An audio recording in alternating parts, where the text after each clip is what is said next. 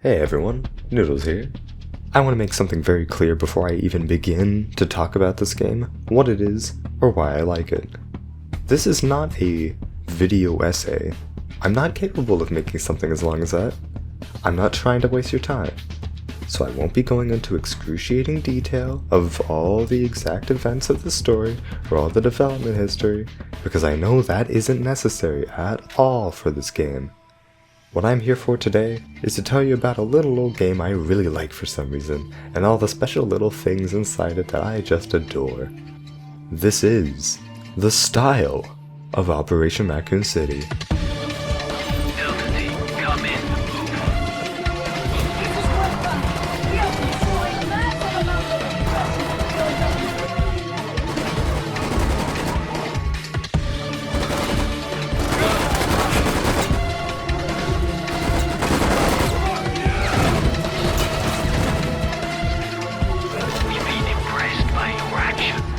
So, for a quick background for anyone who doesn't know what Operation Raccoon City is. Resident Evil Operation Raccoon City is a 4-player, third-person shooter that was co-developed by Capcom and Slant 6 Games, whose main claim to fame is working on Galactic Reign for the Windows Phone and Windows 8. They don't exist anymore. This game was released in 2012 to a really mixed reception. People didn't like this game when it came out, at all. This was released a few years after Resident Evil 5 and just some months before Resident Evil 6 was released, by the way. This was at a time when people were afraid of the direction the RE games were going, becoming too action-packed and stupid for the fans of the original games. Now of course, this is a perfect example of one of those action-packed stupid games, so it got hated the same way RE5 and especially 6 did, and fair enough. I don't have personal experience knowing how that was at the time, but I can understand seeing your favorite franchise fall so far from what you knew it as originally, to pander to a broader, more casual crowd. It's a great thing Capcom stepped away from the arcadey action that they were on at the time, I think, with making RE7, 8, and the remakes for the originals. It's a real return to form and I love to see it. But I still have a real big soft spot for this silly little game. And now, with that bit of context, I think I can talk about it. The main thing I have to talk about is the characters. That's one of the biggest reasons I like this game, honestly, is because the people you play as look so cool to me, and are all, well, pretty shallow and don't have any real character development, have their own unique traits and bits of personality that peek through into cutscenes and gameplay. First, the outfits. Oh, how I love the outfits. The coats, the leather, the straps, the gas masks, and of course, the blue accents that tie it all in. While all of your team members have a unifier in the materials of their outfits, they're all unique in how they wear those materials. Hex pattern on a hood, intimidating presence with a replacement limb, combat axe and a tinted face, scientific equipment and a comfy sweater, bug eyes and a PDA, belts, blades, and lots of leather. These are the sickest characters any edgy teen of the 2000s could dream of, and I think it's beautiful. These are the bad guys. They're not the police officers or STARS members Resident Evil fans have played as in the past. These are the professional, experienced, and mysterious members of Umbrella's new Delta team, also known as Wolfpack. There isn't much known about them other than a little bit of backstory for each of them, their visual design, and how they react to situations in-game. But I'll give a summary of each of their bios from what can be learned in-game and an old ARG, Internal Evil, which was a promotional event for the game. Lupo, the team's lead, is the wolf mother of the group. She has past experience with the French Special Forces, tried to start a family, killed her abusive husband, and joined with Umbrella to care for her children. Her maternal instincts lead her to bond well with and be very protective of her team, making her a wonderful leader. Beltway, the explosive specialist, is the funny guy of the group. He's loud, brash, and jokes about most situations the team's in, usually with plenty of swears in between. At least this was not moving. His method of having fun involves lots of explosives, and he joined the army to have more of that fun, until he was kicked out for having too much of it. Luckily for him, Umbrella swooped in and hired him, seeing him as being a useful asset. at least as useful as they can make his free spirit when it doesn't wander off and blow something of value up. Four Eyes is the scientist, specifically a virologist. She's been dedicated to her love of virology since she was a child, not really developing social skills and traditional emotions, instead entirely focusing on learning and researching more in her field. That's why she's with U.S.S, gaining the freedom to experiment with no restrictions on moral implications or equipment, and being able to be on the ground floor of many deadly outbreaks thanks to her employers. She's in the perfect place to do what she loves. Now, with her lack of social skills and love for science, some places, like IGN, have claimed she has high-level autism. I have no idea if this has been explicitly mentioned, but it seems heavily implied. And if it's true, that's wonderful, as the only other RE character I know people say has autism is Wesker, and he's evil. So it's nice for people of the autism spectrum to have someone to relate to that isn't evil. Bertha, the medic of the group, is just a lovely... They died like rats.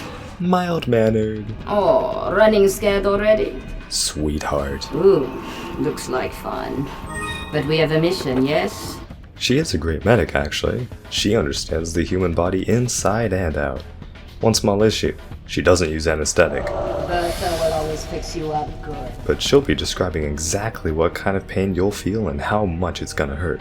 The entire time. Coincidentally, knowing how humans work so well and thinking it's really funny to see others in pain, she also has a side gig as a professional torturer. She brings her subjects to the brink of death and back again over and over until she gets the information she wants.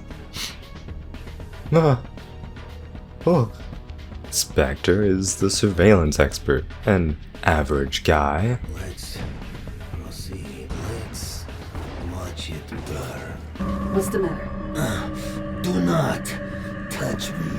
And former spy in the Cold War who was so good at blackmail that he was run out of his home country, falling into the comforting embrace of Umbrella, where his hobby is well satiated, and gives him and his team an advantage of knowing what they'll be getting into next.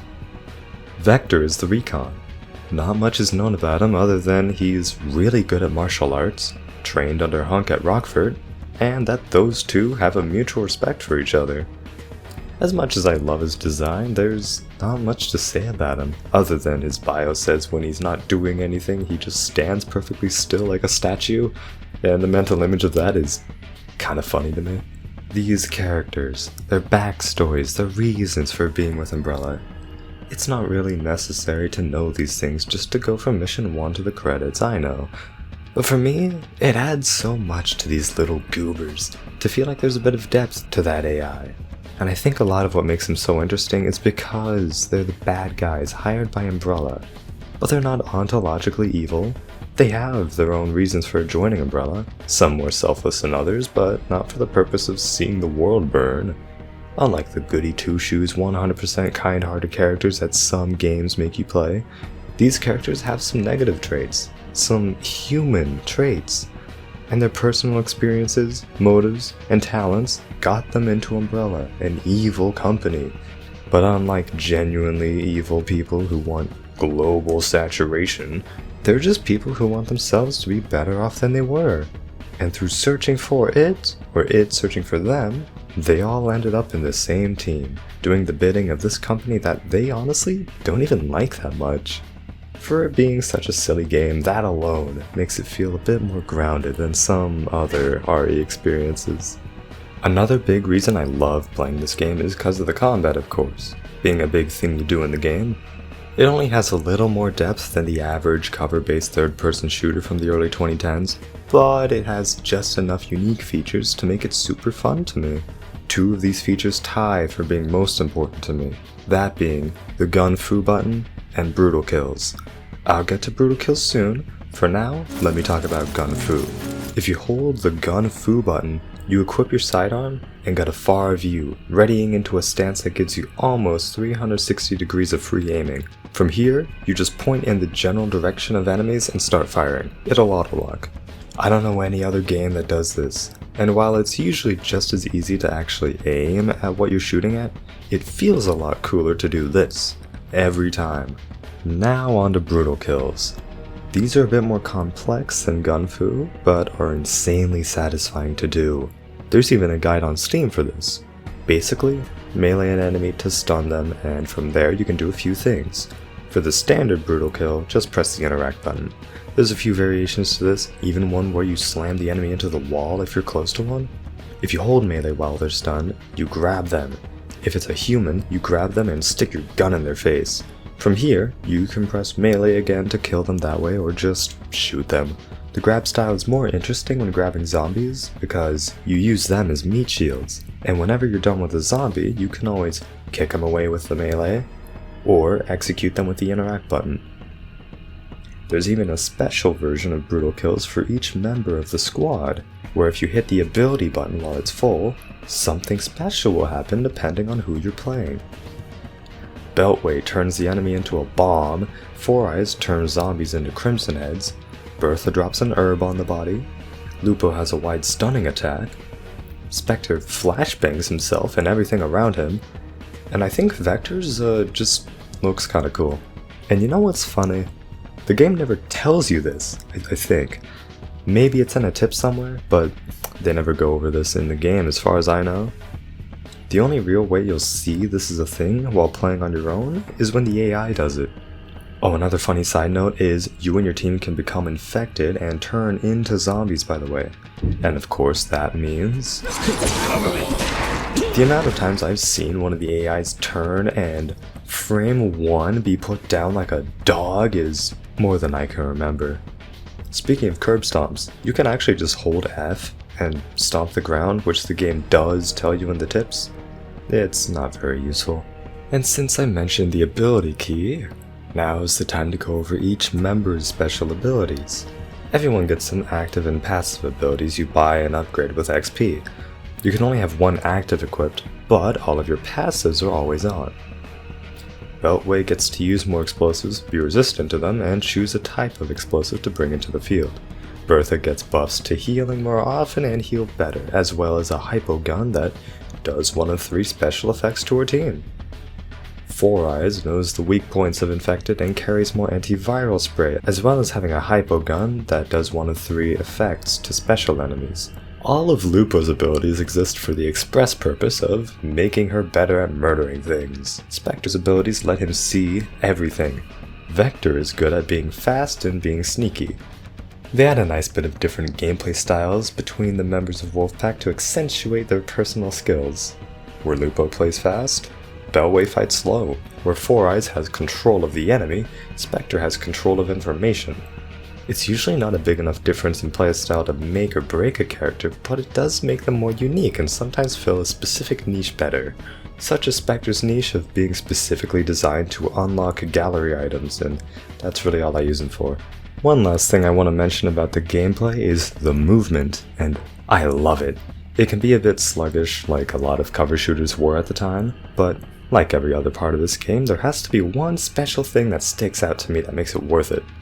And that is the fact that you can dive in any direction, into cover, out of cover, away from enemies, and shoot at them while doing it all. It's just pressing interact while sprinting. Of course, that also means you will accidentally dive when trying to pick up an item and running past it, but that's solved with a bit of muscle memory. Now, is flopping around on the floor very useful? Not usually. The most useful is maybe to dive into cover, but you could easily just run the few extra steps anyway. You can blind fire and peek around cover, so it makes no sense to just dive out of it to shoot people. And flinging yourself onto your back to shoot people most likely just makes it harder to shoot them. But like the Gunfu move, it's fun. Really fun. So to me, it's absolutely worth it to just John Woo yourself through any combat encounter. Last, and yes, least important, is the actual story of the game. I've played through this a few times and I hardly remember what happens honestly, but you're basically just running around trying to cover up all of what Umbrella did during the Raccoon City incident back in 1998. Hunk loses a sample, you meet Nikolai, everyone hates Nikolai, U.S.S ditches you, U.S.S takes you back, you send Nemesis on his way to do his stars thing, you kill some tyrants, You chase down this silly cop for a while, he blows up, you chase him some more, and then you kill him. You kill Leon S. Kennedy. Yeah, that's right. This game has 2 endings. When you finally catch up to Leon, Claire, and Sherry, Here's my message! Leon, no! there's one ending where you let him go and quit Umbrella, and one where you gun down Leon and Claire and kidnap Sherry, with a job well done and a head pat from U.S.S. Command, of course. I know this was a really weird thing to add to the game, and was a bit controversial. I think it's really funny. But that leaves me wondering, Leon getting mowed down, torn to shreds, gored, ripped to pieces, or otherwise pulverized isn't really canon, so the only ending in this game that could be canon is Delta Team leaving Umbrella to do their own thing. I don't have much hope for a remake, remaster, re-release, let alone a sequel of this game. But if there's any special cameo in the future, or side plot someday, it'd be really nice to see any of Wolfpack still hanging around, doing whatever it is they did after Raccoon City, because I love these little fellas and I want to see them happy. Oh, one last thing. I mentioned the gallery earlier. There's a bit over 100 pieces of concept art you unlock by playing the game, and I really like it. But an issue with that is I don't know where to find it aside from in-game. I tried looking for a page with it and found some pages, but nothing with all of the concept art. So I went through and unlocked it all myself, took screenshots of each piece, and uploaded them to my Google Drive. So if anyone wants to download them to look at the art themselves, the link is in the description. Also, if there is a resource that has every piece of concept art, please let me know so I can add that to the description, to give an even easier way to see all of the art. And with that, I've gone over all the main things I wanted to talk about in this game. If you watched all the way, I sincerely appreciate it, really. Have a wonderful day, and thank you for watching the style of Operation Raccoon City.